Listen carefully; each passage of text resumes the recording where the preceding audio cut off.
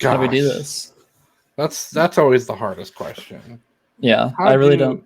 the only way to start is through the beginning. Yeah. Let's start from the get-go. Okay. My dad and my mom went to a Styx concert. Let's not start there. Let's start anywhere else. All right, that's the intro, everybody. Very nice. For more of that story, I don't know. Follow my Twitter. If I get 2,000 likes on my tweet post, 2,000.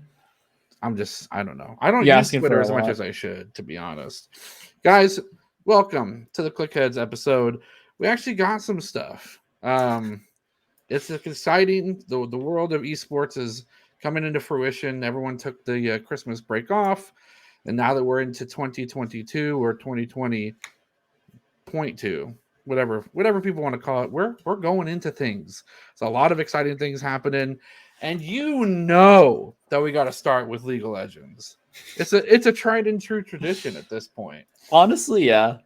But it's big. New season, new patch. We're now new patch on 12.2, I believe. Yep, the second patch of the whole season. We've had a fully deployed patch. There's a lot of bad, but there has been some good, I'd say. First off, being that Riot finally removed the horrible, awful soul that no one liked, which was, of course, the Chem Take Drake. Yeah, and it's opened up a lot of cool things to happen, although really haven't seen much of the Hextech Drake in full fruition. It's generally just one of the other four, for the souls, but I think it's good. That terrain was a little too much. Yeah, for the people unfamiliar with League, basically, the Chem Take Drake, when that random soul was put into the game state, every game loads in with at least one soul, and the Chem Take Drake was called the worst one ever because it just created a fog around the map that made you camouflaged. Problem being is that League is very reliant on vision and being able to enter the spaces that are camouflaged. So the winning team would just dominate the map no matter what. And it was just like there's no way to come back. There's like legit no counterplay. Not memeing on the phrase this time. There's no possibility of coming back in that game. I like how they introduced the change. They're like, yeah, Rengar can jump from the fog, and then they removed it. Well, it's whatever. Rengar. You can still jump from Senna W, which is kind of cool. Oh, that is interesting. But only at level 6. So there's some potential interesting bot lane combo there. Yeah. But outside of that, like we have currently in League a really stale jungle meta that's pretty much been the same since last season. Right. Corki Victor, which Korean casters on the English broadcast were saying that if they they're like putting montages of Corki one-shotting people from range to like clown music. Yeah. Like they're tired of it. It's not fair. It's not fun to watch or interactive. Yeah.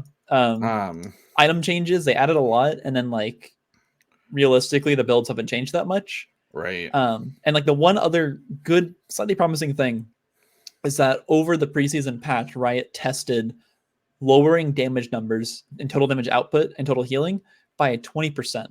Right. Literally just cutting the numbers. And so they saw that the game moved into a healthier state as a result. But the question is, will they actually bring that change to fruition? And what does the actual percentage cut look like? Because 20% was really, really extreme. They want to see what the game looked like. And so when 20% damage is out of the game, it was generally good. But how do you tone that down so it's not like a horrible jarring change that gets implemented?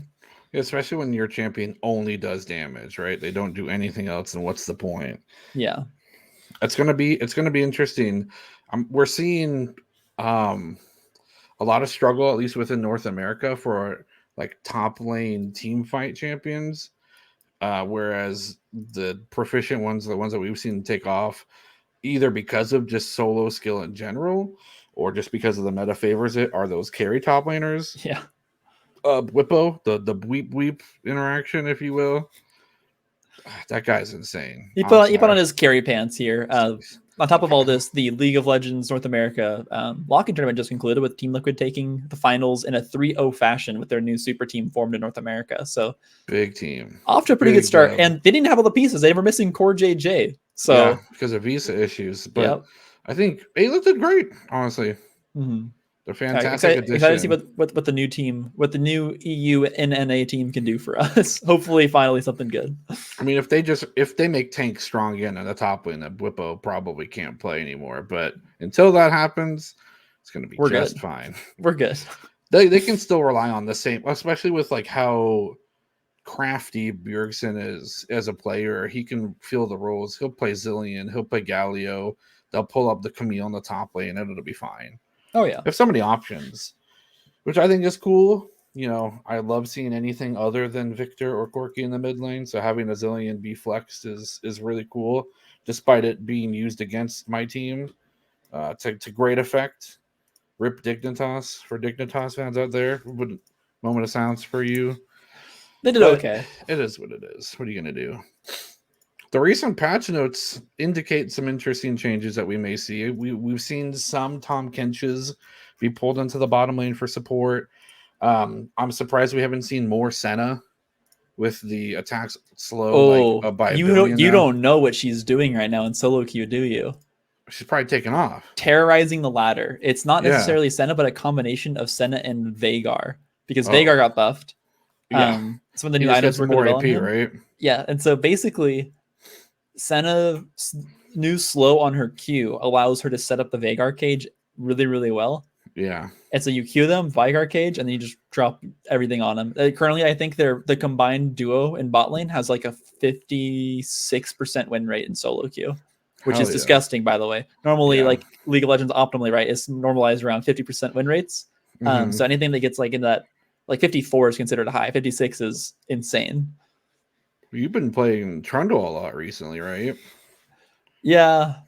I tried out Zinzal this season. I wasn't really feeling it. Switched over to Trundle. I think he's just really good at punishing junglers who make mistakes. Yeah, he can capitalize on them with the quickness too. Great Yeah, skirmisher. best 2v2 in the game because he steals AD. Right, exactly. He steals everything. He's really good.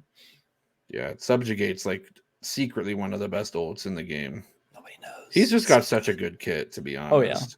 And like he's still one of the champions that has to run at people.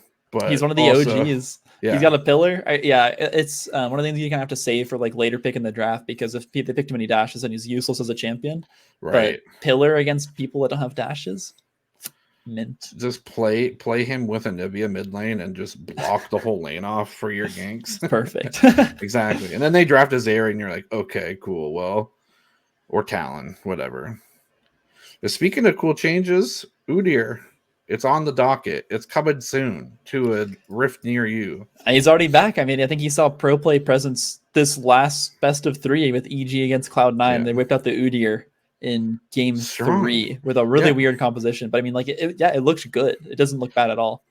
So like these old like auto attack run at you champions are coming back in the meta, which is, I think, is always really funny to see. Like Udyr just walk up and bear slap the Akali that's backflipping all everywhere. Right. That's my favorite part about Udyr is you transition from like this early game beast and you just gank with bear and do so much base damage, and then come late game you're just cycling through all 5 enemy team members to get your bear proc down.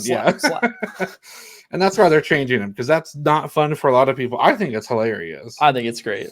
Yeah, I'm glad that like Sejuani is not being picked, because that was my least favorite. Although I feel like she has a place somewhere. Bring her back. We've seen Jarvan even peek his head through almost every region, I think. Stop picking Jarvan. It's just that he's in level 2, honestly. I know. I don't like. I think he's so bad. Man. Aren't you happy that like Kiana and Talon are not in the jungle anymore? Yeah, I like, it's really hard at this point for me to keep up, because I just don't play as much as I used to. So like whenever a new jungler shows up, it's like, well, okay, that's another jungler that I'm going to worry about playing into that I know I'm not going to be able to pick. So like I'm starting to fall behind, and I'm becoming a League of Legends boomer. I only play like the OG junglers. I only play the ones that have 2 skins. Have you heard about the new champion?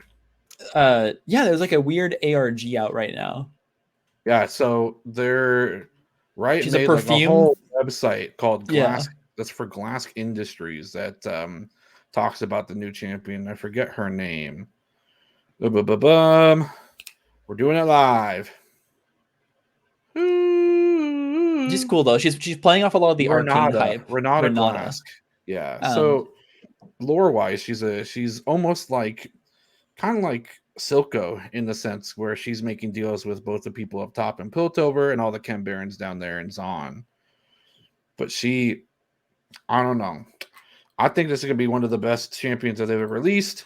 You know, they say that enchanters so far have been like this light, helpful, positive, supportive role. This person, though, on the other hand, Renata, is going to be like evil, sinister, still an enchanter, but in a cool way. I mean, Pike and Tom Kench exist, right? What do they mean? But they're not enchanters, though. I guess that's fair, yeah. Tom Kench is actually, I think, a subtle nod to the devil. And Pike is just a sea monster. Yeah. Everything from the ocean seems to be bad. I suppose Morgana you couldn't consider to be a monster necessarily either. She's an enchanter rather. She's a monster. She's not an enchanter though. She has just like some family issues, really. Yeah. If that's the dichotomy for the Kayle Morgana sister matchup, what are their parents like?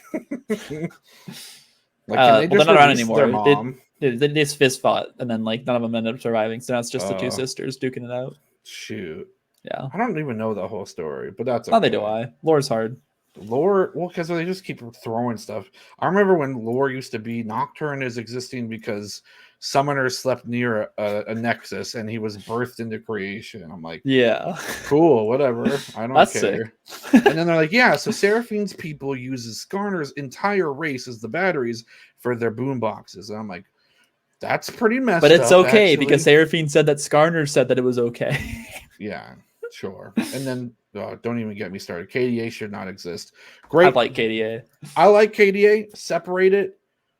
I don't think that in a video game like League of Legends, English and Korean should be languages within. They're not canon in the universe. I thought they're canon. Well, they're canon in the multiverse of League. The multiverse. Yeah. Don't start the multiverse of no, I'm not even joking. Like most skins are canonical in the multiverse of League of Legends. So like there's a multiverse where Scion and Malphite are giant mechas that fight kaijus. That's so cool. Yeah. Why is Galio so small in general? Scaling issues. Malphite's a mountain. The dragon guy is the size of a star. Aesol. Oh yeah. Aurelian Soul. Yeah. That's true. Rek'Sai is like you saw the cinematic. It's supposed to be gigantic. I miss Rek'Sai's old ult. The most fear-inducing thing. You just hear, and then you don't know where she is. Who did you vote for the new VGU? Cogma. The whole overhaul. Cogma? It is interesting to think what they would do with it. What could they do with while keeping him thematic of throwing up, But I think that if they do end up going with Cogma, here's my theory. I'm gonna let you finish. This is just a random theory. I think that if Arcane's gonna take off as it has, they're gonna make a void-based anime too. I just don't think they have like the time budget for it. Riot's swamped, man. They got too many projects. No, it'll be a long ways out. Don't worry, you can experience it in their MMO later. If I could pick the Void as a race in their MMO, I would be so happy. All you want in life is to be a little purple-eyed creature. I just want to be dark and mysterious and cool. There's not an uncool Void champion in the game. Yeah, try. Speaking of dark, mysterious, and cool. Yeah. Tier lists are out. Tier lists. That's true. From some... I don't even know about this. Dot Esports released a tier list for the best LCK players in each starting position. It's kind of skewed. It's kind of skewed. I think the hardest thing to focus on is whether I think everyone was always going to point to is whether or not Faker is in their list and whether or not he deserves the spot or whether or not he like should just even be in consideration for like the most goated mid laner anymore. Sure. But he's not in the tier list for them. not this time. Not this time. But to be fair, powerhouses across the board. Yeah, from top to bottom, Rascal, in top lane, Canyon in jungle, Showmaker mid lane, Ruler ADC, honorable mentions. Wow. And Kira with on support from T1. You're insane. You're not Me? going to mention Beryl, The Gumayasi. runners up. Those are all runners up. I wanted Yeah, to like but Chovy, bro. the one thing I want to mention is that Faker wasn't even in the top 2 here. They put Where was he Chovy and at? Showmaker above him, and that hurts. They put his bot They're lane there good. though. They're Faker's really getting good carried players. these days. Yeah, wait. He's going to be on Corky duty like everyone else, right? I guess it's hard to prove how good you are when you're just shooting rockets from range all game. When you can't be seen or interacted Well, with. he had that Tryndamere game though, where he like just dashed at the end of Corky the entire game and farmed him. It was pretty good. That does. It was really sound fun, satisfying to watch actually. Corky getting deleted from the game. Oh, we haven't talked about Janna at all. Oh my god, the rework. The freaking now she's a big champion kind of thing.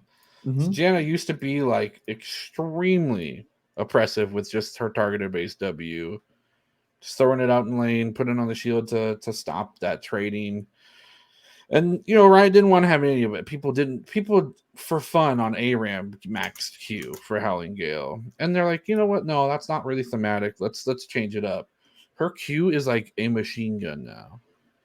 It's at full charge, it goes like it's fast. It's very fast. It's almost, I think it's faster than Jinx Rocket.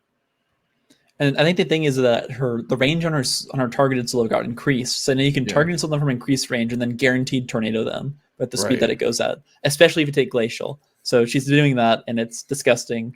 And Janna is now actually an interesting and high skill champion, which hasn't been the case in the past either. Yeah, and the interaction with her E, whenever she impairs movement of a champion with either Q, even W or ult, she gets increased shielding and healing on her E and her ultimate. Which, I mean, I don't know if you've ever tried to use your ultimate as Janna and you're like, oh, cool, it healed like 3 health. But now it actually does a lot of healing. Powered up. And that makes, to be fair, I think this change, along with some other changes to Tom Kench, with Lulu being kind of prevalent in like deathball comps, assassins don't have any fun, which is good. I think that's a healthy League of Legends for assassins to have no fun. Akali's had to rescind to a freaking chem tank build to be playable. I think she was still good on her full burst build. It's just that her base damages were so high that building tank was just better. Yeah. And chem tank was the item itself was actually just broken for a while. Mm-hmm. It was dealing way too much burst damage up front. And so like on assassins, it was actually really good. Hecarim can still build it. Amazing item. Great item. You get that big bursty hit. It's good on Skarner too. Always has been, baby. Do you opinion on Zeri as we kind of wrap up the League of Legends portion at all? She fills the same niche as Jinx. Yeah. I mean, like crazy, like pop off on a team fight, like super, super hard. But the problem is right now that she gets shut down by Caitlyn, and Caitlyn is like a huge priority pick. So I don't think we're going to see her for a little bit until Caitlyn gets out of the way. Right. Either Lethal Tempo needs to change so Caitlyn becomes weaker again, or Caitlyn needs to get nerfed. Nerf it, right? And then Zeri can come back. Yeah. It's still really good. Caitlyn's just bonkers broken right now. She's like 100% pick or ban. In NA at least. Yeah. LCS. Caitlyn's really, really good. Do we dare touch foot on some TSM drama? Oh. No? Yeah. I mean, we can mention it. I don't know how much I'm going to get into it because I'm a little bit uninformed on the subject. But go ahead. So the TSM CEO Reginald, I don't know if anyone's ever seen a video of Reginald, how he talks to and treats his players, this comes at no surprise. But Riot is reportedly investigating his behavior in alleged workplace misconduct and bullying.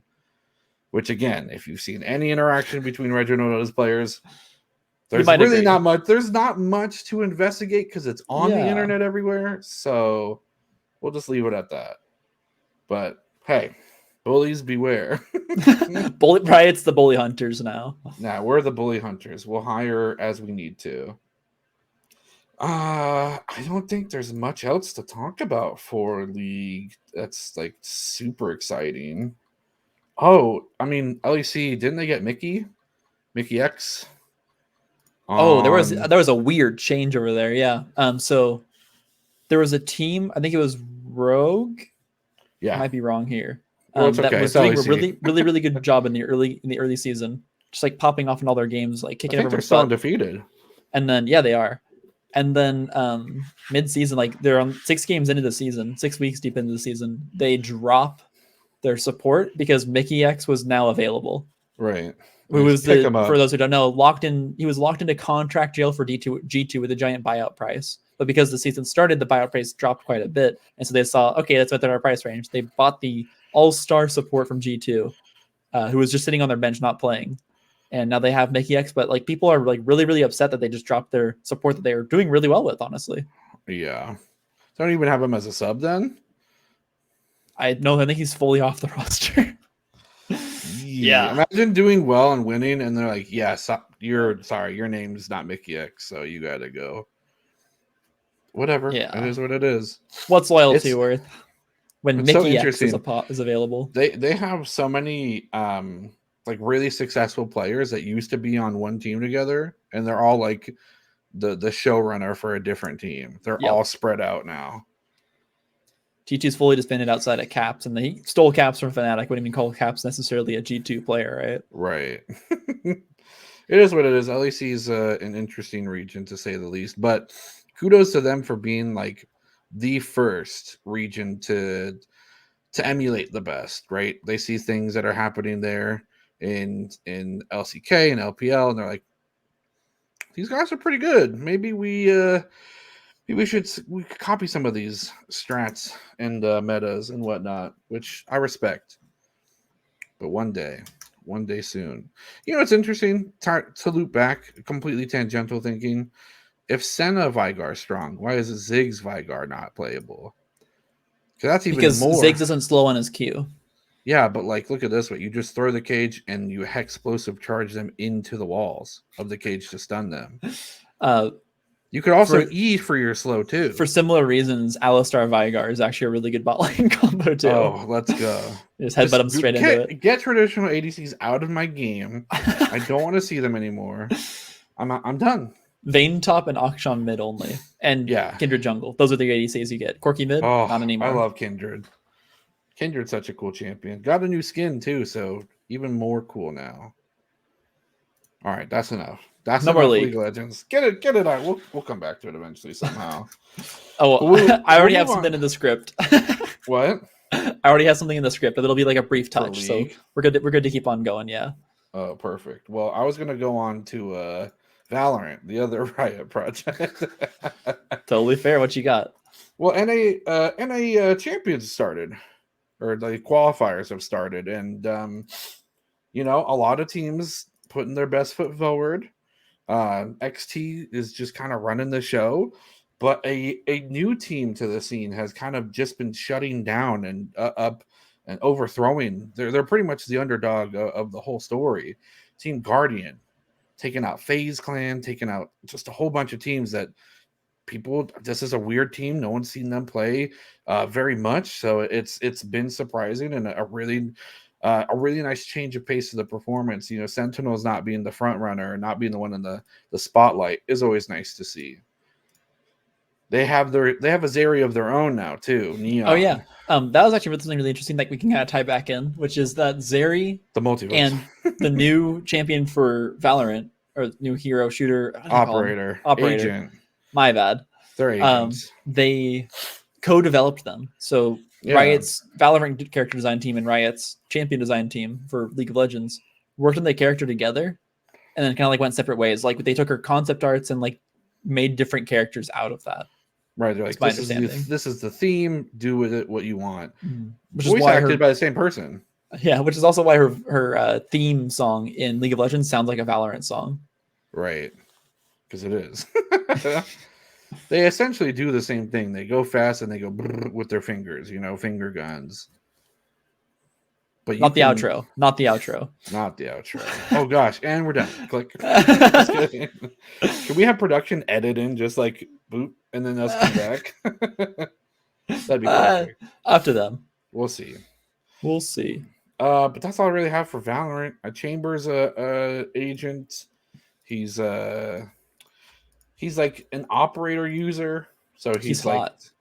Yeah, he's also a Chad. It's kind of an F boy, to be honest. Let's be real. That's fair. but every game's got to have one. It's just nice that they finally have a new character that isn't Jet that will be using an operator. Right, because he does it in the same way, right? And instead, though, he's a little bit more proficient in detaining. He has like AoE slows he can throw on the ground, making those op shots better. In fact, his ultimate is an op +1. An operator, if you shoot a leg, they still live. Yeah, but they still die. His ultimate, they die no matter where you Oh, hit. okay, gotcha. Yeah, you're covering the regular operator first. Yeah, the regular operator, you hit someone in the leg, they're still walking around. They're limping for sure. It's got their leg blown off, but they still have their other leg. His operator, his ultimate, that's a one shot. You're gone. Also, he has a pistol that ADSs, but it's a sheriff, which is essentially like the pocket op. Huh?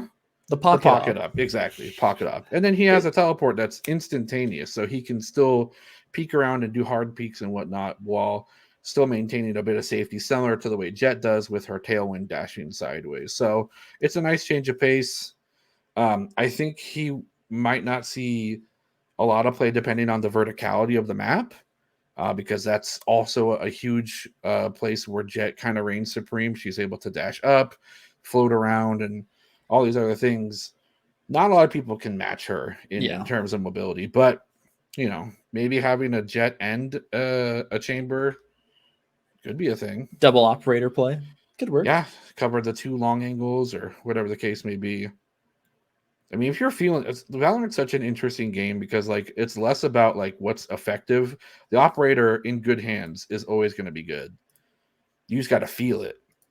If you feel that you can op, go for it. Go 100%. Just go op. Go off. And you feel like you can Zeus. Why is there not a Zeus variant in Valorant? The Zeus is the best gun in, say, Counter-Strike. There really isn't one, is there? No. There's no meme gun. That's a shame. We need a meme gun. Yeah, I want a meme gun. How else you need to BM your opponents? Yeah, to get an ace with a Zeus.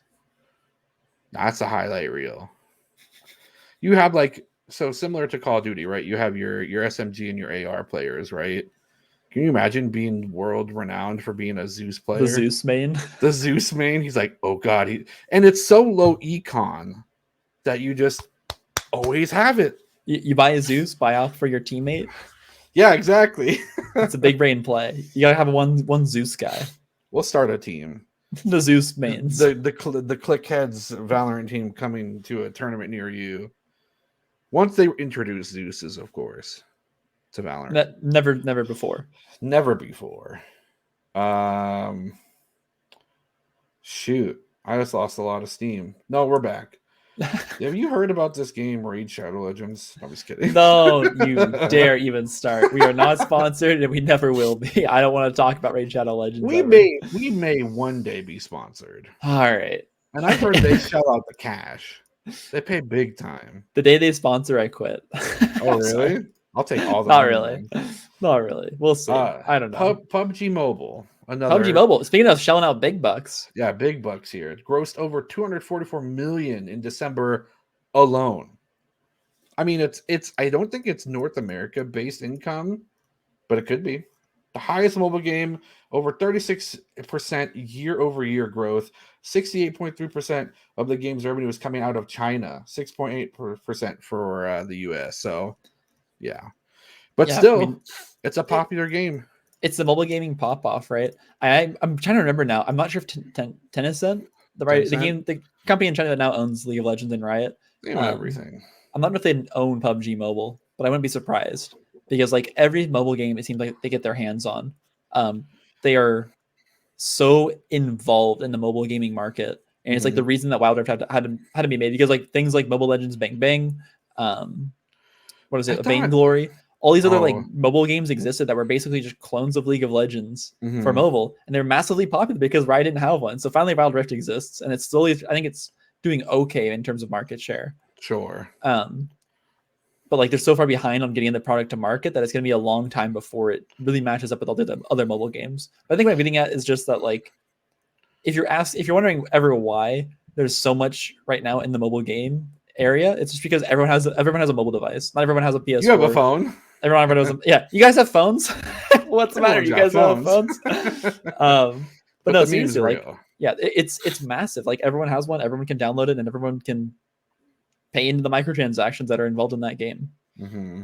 Yeah, it almost creates like a level playing field to some extent because there is not much hardware difference between kind of these high-end market phones. You Mhm. can get like a Republic of Gamers phone that has internal cooling fans, sure, but does that really matter? No. They're all using, I think they're also using like Snapdragon processors, to be Yeah, honest. So it's all on par. It's all about your internet connectivity. And then these events where I mean, we recently saw the Pubg Mobile tournament. They're all hosted at the same place. Everyone's on the same connection, so there's never any question about that being a disqualifying factor in your performance. You can't blame the lag if everyone's on the same internet. you pop quiz here. Do you know what the other top 5 were? Top 5 Mobile games that Pudgy was number 1. What do you think the other top 5 were? Any guesses? Other top 5 mobile games in overall In terms of like money earners. money earners. Um, yeah, of course I do. You ready? Minecraft, Nope. Roblox. Roblox is 3rd. Yes. All right, you got Is it one. Call of Duty? The other ones I've actually never even heard of, other than one of them. So 2nd place, Genshin Impact, Oh, okay. mobile game that's also on consoles and Wow. PC. Hold I know, on. no PUBG surprise beat a there. gotcha game? Yeah. That's impressive, actually. Then 3rd is Roblox. Yeah. Coin Master is after that. Literally have never heard of it. And then Honor of Kings. Yeah, don't know those other two, Yeah. to be honest. Wow. We need to get into mobile gaming, man. Yeah, can't wait to cast Genshin Impact tournaments. Yeah, it's technically on PC too. It's allowed. That's true. It's valid. Is it like disqualifying if you because you can link your phone to your PC now? It's like very easy to do. Yeah. Is that allowed? There's actually I think the official Riot stance, because like I think I tried this on emulating Wild Rift, is that it's okay. Really? Yeah. Wow. But honestly, like I don't think you can play in like tournament with it. Mm-hmm. Or like I mean tournament, what do you call them? Admins. Right. Like Mr. Icy Chiller himself could Icy say Chiller. no emulation. And it's Wow. hard to enforce, I think. But I think a lot of the players that are looking to play competitive in things like Wild Rift and PUBG Mobile just play on the device itself because that's how you're supposed to play when It's you like go to like made competitive. that way, right? Yeah. Interesting. Yeah, I played a few games of Wild Rift. The ability to move Ash's ult is like the best thing ever. Curve the arrow. Curve the bullet. I queued up with some friends for an A ramp. See, we're back to League. Uh-oh. Technically, kind of. Where Wild Rift is a little different, people. Come on. And they didn't know you could curve the arrow. So I launched it like, what is happening with your ult? And I'm like, you didn't read the patch notes. Bringing him behind him. Oh, so good. All right. Big surprise here. Big surprise. Call of Duty League is no longer shit. Well, they fixed it. Hopefully. They did it. We'll see.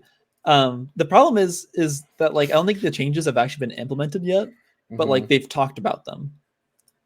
So big things being that there's gonna be 12 teams at majors instead of 8. Right. There's the 3rd game mode. The control patch is coming. We promise. Don't knock on wood. Do whatever you can. We're gonna get control. No more domination. No Warzone as the 3rd mode, as the rumor was earlier. Good. Ranked play supposedly is coming. It's in the talks soon. Yeah, it's just like I wouldn't bet on it anytime. When this game released again 3 months ago, like I don't know. I think it's a little bit frustrating. But like I think we can kind of talk about it now too. A lot of the hope was that Microsoft acquiring Activision Blizzard would change the way Call of Duty is being played out. And the thing that's been frustrating me is that like I've seen like in Call of Duty Twitter circles, people are just posting like random screenshots of like a text pad and saying like, look at all these things that my friend's uncle's brother overheard at My uncle works at Xbox, so That's literally, these literally are what it is. real. And they're just like posting like all these things that the community like wants really bad. And it's like, this is way too community centric. And like all these would be bad for business. There's no way they're actually implementing like Is it half of just this stuff. content creators, or is it people in It, power, it's just, like I just think it's just goading like, everyone? yeah, people with like a big following get retweeted, and Yeah, then they're like the trying rest to of the community is like, clickbait, oh my 100%. god, that's sick. Yeah, retweet. It's They're like, gonna let you have the ray gun in multiplayer. you know what it reminds me of is the like old screenshots of like the GameCube 2, and it's like round. It's a sphere. Something like that. But yeah, That it's just reminds like me really, of, really goofy. I think my favorite. It got me so good. My favorite April Fool's joke was by Blizzard for WoW. It's like, we're introducing a new hero class. It's the Bard, and you can use your Guitar Hero controller to play it. And then they had like frets and the Guitar Hero map on the WoW screen. I was like, that's incredible. My friend's like, dude, what day is it? It's April. April Fools. You're the fool. I was the fool. But this is exciting. I mean, obviously, they want to make money, so I think it's a good idea to listen to your player base to help do so. When your pro player base and your casual player base are saying the same thing, you might want to listen. That's so, yeah, it's so rare. So yeah, get on the ball, get that rank mode going down. I know that there is an MMR system in there. I've talked to a few people that have a really good reputation being on like high ladder, high ranking with Call of Duty, and it doesn't feel like it. Like, of course, there has to be some sort of system in place, Yeah. but there's no official stamp of you can't. You're bronze. You play with bronze people. Yeah, That's I think where they I'd be. need. I hate that their skill matchmake or their skill systems are always so obscured. Like COD Right. Mobile has a standard matchmaking system that's like diamond, Yeah. bronze, silver, like all the Just be medals, right? public about Just it. do What's that. the fear? Just do that. It works. Yeah, What's the exactly. problem? I don't understand the hesitation behind it too. If you're worried about alienating your player base because so many of them would be low ranked, just do what Overwatch did and put like the bell curve, as in like the highest elo is plat, like and everyone feels like they're high ranked and it's good. People are gonna. I mean, you. I think it's so interesting as like a company, right? When you want to make a game that can be construed as competitive, do you just say no holds barred? Everyone, you're fighting tooth and nail to get to your rank, or do you say, well, we'll include everybody so we can make more money? Like, as a company making a game, you have to make that decision. It worked on me because Activision Blizzard was hiding the stats of it for so long Yeah, of what the bell curve looked like. But I hit plat in Overwatch like the first season. I was like the first or second season because that's when plat was like a thing. right. But I was like, wow, I'm really good at this game. Like thinking I was actually like somewhat decent for not playing that much, and then I realized that like that was like plat was like the 50th percentile. Like if you were plat, you were like as good as half the players, and it was like Right. that's really weird because in any other game it's like gold is like top 25, and then like plat is like Right. top 5%. So it was really weird that Overwatch went that way, but I think it was literally just to appease the casual player base. So does that mean, now that we kind of briefly touched on the whole Microsoft acquisition, does that mean that in either Heroes of the Storm or Overwatch 2, Master Chief will be a playable character? People keep joking about that. I think it's so. I hope so. Heroes of the Storm, I could see it happening. It will not happen in Overwatch 2. It's No, too it's off-brand too. for them to do a crossover like that. Okay. Dang it. Maybe you get like a Master Chief skin, like you have like some of the Starcraft skins for. It would just be Soldier Orisa. 76, right? Yeah, it would have to be. That would be really cool, though. That'd be sick. Like a plasma pistol or something. Now we have a chance to cover acquisitions and bring us into my secret topic, which is not a rant, but it's something very interesting and important to the esports community, which is that ESL alongside Face It is being acquired under the Savvy Gaming Group. Okay. The Savvy Gaming Group is 100% owned by the Saudi Arabia's Public Investment Fund, otherwise known as the PIF. Mm-hmm. And the initial announcement's good natured. They want EFG, which is what they're calling this new system, to act as a driving force in esports, providing gamers, publishers, partners with a pathway they could take them from casual to competitive to arena events all on one platform. So Right. ESL is like a big major gaming organization. Like they run big tournaments, right? Mm-hmm. Face It was like the online platform, mostly known for their CS:GO matchmaking that they had outside the rank system because CS:GO's rank system was really bad. Yeah.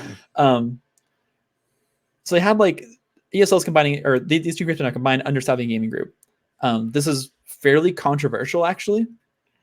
And I'm going to bring it back now to League of Legends. Are you guys ready? Here it is.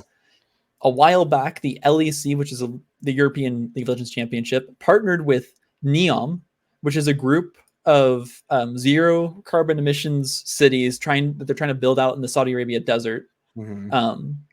Also funded by this group called the PIF. When this announcement dropped, the entire LEC casting and talent staff went on strike, saying they weren't going to work until this partnership was canceled. And and actually ended up rescinding the partnership eventually, but it still alienated a lot of them, particularly Frostkirin, because obviously the gender issue alongside her sexual orientation. So, and then on top of that, like this NEOM group wasn't like, they say they're doing a good thing with the zero carbon emission stuff, but they're actually like building it on an indigenous people's land that live out in this desert. So they're just displacing that group and like chasing them out, basically. Yeah, the ideologies of both really didn't match up. To be honest. Very obviously, like it didn't really match up with Riot's or their staff's ethics. So the worry now is that people are worried about the viability of getting LGBTQ plus representation and women representation on broadcast with this new group that's been acquired and merged together with the ESL. It's a big question mark. Big question mark and issue. Well, I think it's because more representation for the LGBTQ plus and female casting talent are taking a stance. I mean, to be honest, obviously we lost Frostkirin a long time ago with the initial partnership, but shocks this season for LEC is yet to be seen because of that same reason. And I mean, I think it's a good foot to stand on. I think you should stand up for what you believe in 100%. It's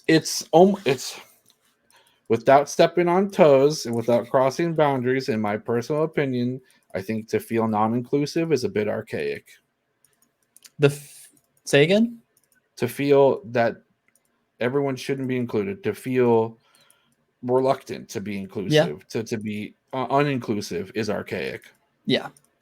And it's just like a question of, we haven't seen them organize anything yet. We don't know necessarily if they're going to be excluding talent that was previously brought on for these tournaments as a direct result of this acquisition. So like, I want to give them time to prove themselves. Right. But the initial reaction and backlash they've gotten from this acquisition so far has been pretty big. So it's like it's the opposite. It's just people like kicking and screaming, being like, because nothing necessarily bad has happened yet, but it's like everyone's very on edge and worried, especially like the casters that are under that demographic that would be massively affected by something like this. Right. It's an innocent until proven guilty thing, but people are proving it.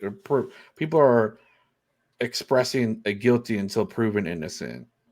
Yes. Which it's almost counterintuitive. I mean, there's criticism on both sides of the party, being archaic in the way of that thinking and being too quick to judge before there's an instance in where that's an issue.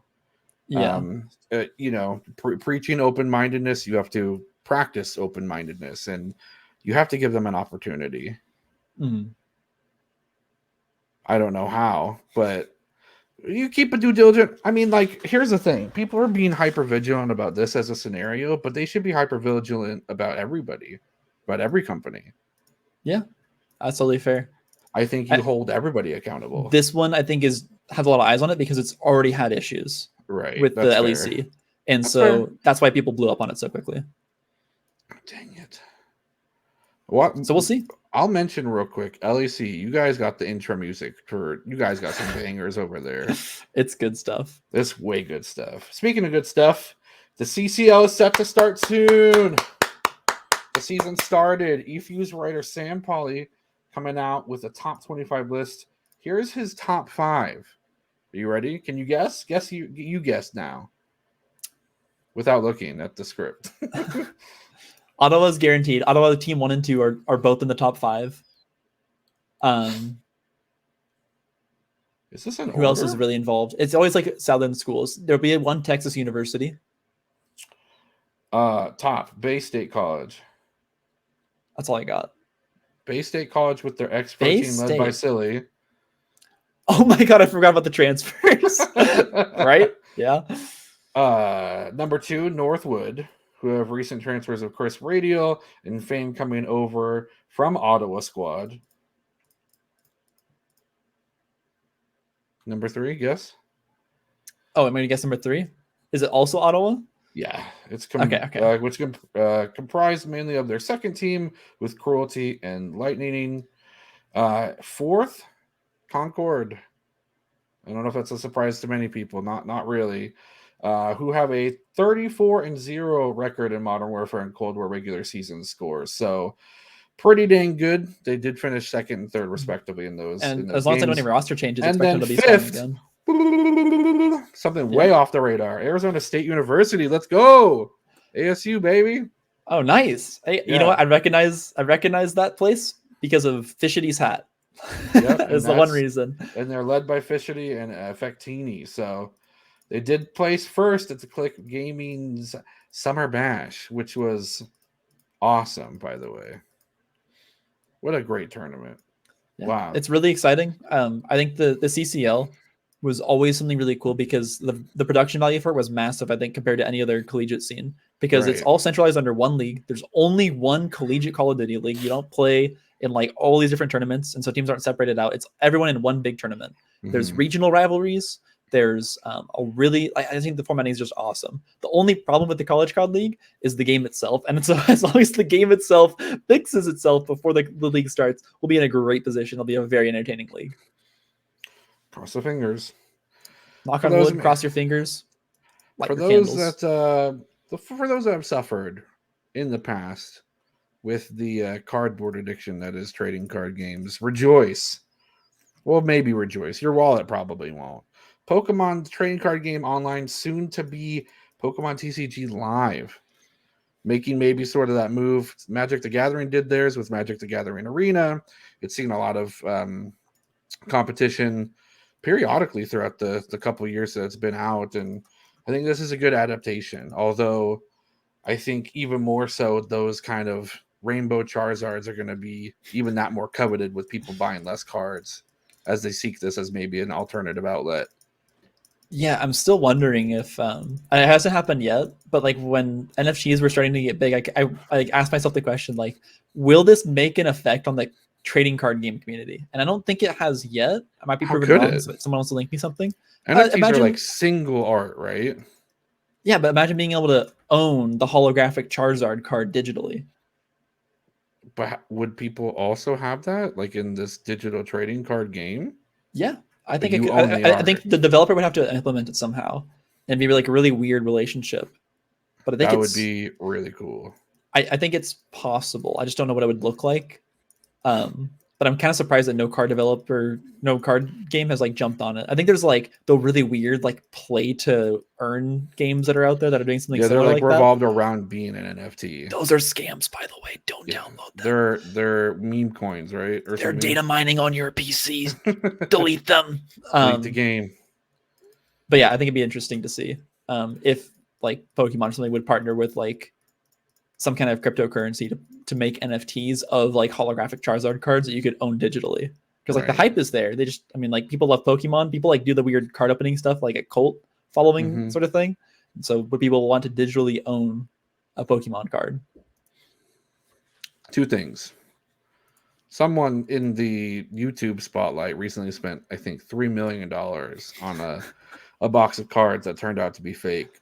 There's skepticism that was an attempt for them to promote their own new beverage line. Whether or not that's true, who knows? But secondly, more importantly, I feel Magic the Gathering's taken the holographics to a brand new level. They have a new set of cards coming out that have not only one type of foil, but like multiple different types of foils on specific cards. So not only is the foil itself rare, the type of foil that you have is also going to be increasingly rare as well. So maybe get a pack, maybe get a box, $45. I'm not sponsored by Wizards of the Coast yet, but maybe one day. One day. Oh, I'd be okay with. I would be so happy with that. I'll be like, you know what? Don't pay me. Just have me meet with Matt Mercer like once a year, and I'll be good. And finally, since we're covering old archaic things, Starcraft 2. Woo! Woo! It's back, baby. Tournaments Still a being thing. organized right now through the ESL, which is I'm going to bring up that acquisition earlier. But there's exciting things happening as a result of that. Like Starcraft 2 tournaments are being funded again. Considered like, I'd really say like the founder of esports, at least in Korea, which really helped build them all that infrastructure that makes them so dominant in League of Legends and all these other esports. They're here to run tournaments again in 2022. The game has been kind of dead for a while. I think it's really hard to spectate, but it is one of the most in-depth and strategic games out there. Really hard to play, really fun to watch. And It's incredible to watch. If you can get into it, I highly recommend it. RTS games as a genre have kind of fallen off, and Blizzard didn't do enough a long time ago to capitalize on how big of a market hold they had on the esports industry at the time. But this is a good way back. I mean, like, I'm glad the scene's still alive. I think StarCraft 2 in general might be like the one game. I think League of Legends might also be able to make it, but like, if you wanted a non-violent strategic game to make it into like something mainstream like the Olympics or like some kind of games like that, StarCraft 2 is the one to do it. It made it into the China games, I think, a while back, along with League of Legends. So the question is like, could we pull these esports onto the global stage with the Olympics as well? Yeah. Go Scarlet. Scarlet's my favorite player. She's the best. Dude, the Filthy Zerg player. I went to TwitchCon in 2019 with some friends, and the person I was most excited to meet there was White Raw. Oh, cool. And he wasn't even there as a streamer. He was just there as like Twitch staff. He works at Twitch. And so he was like crowd control. And I saw him and you have no idea, man. It was the most, like, I didn't care about anyone else there. I was like, White Raw is here. That is awesome. I would consider him like number one role model that got me into esports. I would say it's Day 9. Day 9 for you? Yeah, I love Day 9. Sean's one of my favorite people ever. Yeah, I think if you look at like a lot of the esports crowd that's getting up in our years of age, you'll see that they came from the StarCraft years. StarCraft was a start for a lot of people. Good. It's a good basis. Oh, we did it. We did it, man. We're here. What I'm going to let you finish. Okay. But 2 things. I got a 2-parter. Okay. Legend of Vox Machina is out on Amazon Video. Watch it. Get yourself involved. It's Critical Role, animated, fully scored, voice actors from across the world. Really awesome. And a 9.1 on IMDb out of 10. Well, good, because they totally are good ratings or something. Number 2, Pokemon Legends Arceus. It's all right. It's pretty good. Okay. I can imagine. We could have lost you on the feed, but you're back. You're good. Imagine the exploration of Breath of the Wild with Pokemon. That's it. That's all you got. That's the whole game. Yeah, I think it's. We have a lot of good games coming out like within this 2-3 month chunk. I know one that you're personally excited for, Hello Kitty Island Adventure. 4. It's the 4th one. Come on. Lost Ark, dude. We're so close. 1 week out. I'm getting hype. I'm reading every guide possible. There's actually been a huge following that's kind of come to the bubble to the surface to get that clout, to get those views, which is really cool. If you want to play Lost Ark, you want to be on my server, I'll be joining Mari. Yeah, me too. Nice. Catch us on Mari. Catch the click gaming true on the Mari server. On Mari. But no, it should be really fun. Super excited, of course, for Lost Ark's release. Elden Ring too. Worried about the usual MMO shenanigans that happen right at launch. So hopefully there's no issues there. And stuff. Yeah, I'm not even that. I'm just being like the day 1 MMO. When was the last time that a good MMO that released had a good release with like no launch issues? Yeah, exactly. 0. Final Fantasy 14 had to stop selling the game. The recent expansion, Endwalker, had to stop being sold on stores because they had to close off the servers because they couldn't let anyone else in. Square Enix couldn't let people in. Like, mind-boggling. Yeah. Guild Wars 2 is going to have a release soon with their End Dragon. Again, Elden Ring's coming out. A secret kind of one that a lot of people I feel like aren't talking about is the Tiny Tina's actual whole game, the D&D Borderlands marriage That's coming out soon. Like we're in prime city for 2022 to be good, and if we have to quarantine, we got plenty of games to keep us occupied. Knock on wood, I don't want to quarantine anymore. Buckle in. Let's hope that these are good releases. Cross your fingers, because we've had some struggles due to COVID, but let's hope that this year developer cycles have reset. We're at a good spot. All right, what you got? Man, you got nothing, huh? I mean, I think I talk a little bit about Lost Ark, but I want to avoid that and talk about it next week when it releases. Yeah, good call. Well, next time we see Soulpan, he'll have just the darkest circles under his eyes. Behind him on that desk where the lamp is will be stacks of Mountain Dew. Nothing but actually, yeah, I'm gonna let you finish. Yeah. But this right here Ooh. is the greatest energy drink, block the glare a little, I've ever had. My new favorite thing. So the biggest problem with energy drinks and coffee for me is I don't like drinking coffee or energy drinks in the morning. Okay. I think that the bubbles is like, the carbonation is like too much. So this is called V8 Energy. You can get it for like $15 for a 24 pack on Amazon. Okay. Peach mango is the best flavor. They have, let's see, 80 grams milligram per can, or 80 milligrams of caffeine per can. 80 grams of milligrams. I'm gonna let you finish. I'm finishing. So much. Okay. 80 milligrams of caffeine per can in an 8-ounce can. So it's like not quite as much as an energy drink, but it just tastes like juice. So you just like pop open in the morning, get a can of like orange juice, basically start your day, and it's caffeinated. It's using green tea, and it's a V8. So it's like really, really easy on your stomach in the morning. That sounds awesome. V8 Energy. Buy it so I can go back to buying Red Bull sugar-free, which is currently unavailable. My thumb. Oh my God. What's happening? I'm fading. I'm fading away. Oh, this is some Back to the Future stuff right here. This is the end for you. Oh God, I gotta go back to that Styx concert. I haven't seen Back to the Future. What? I'm sorry. None of them. Okay, no, I take it back. I watched the first Back to the Future, but I fell asleep during it and I was drunk. All right. Put your applications in to be my co-host for the next episode, Paul. I don't know if I can work with you, man. This is my last episode, everyone. I'll see you later. Next episode, we talk about Back to the Future. Wait, can we watch Back to the Future on an episode and just talk about it? Wait, when this one start a movie podcast, I guess. Yeah, exactly. Why not? Okay. I don't know. It's fair use at that point. We gotta have a We have to have Amazon watching thing. Yeah. You can watch stuff on Amazon Prime. A watch party, yeah. All right, next episode. Amazon Back to the Future. Back to the Future. 1, 2, or 3. Put your vote in the comments. You better put your vote in the comments right now.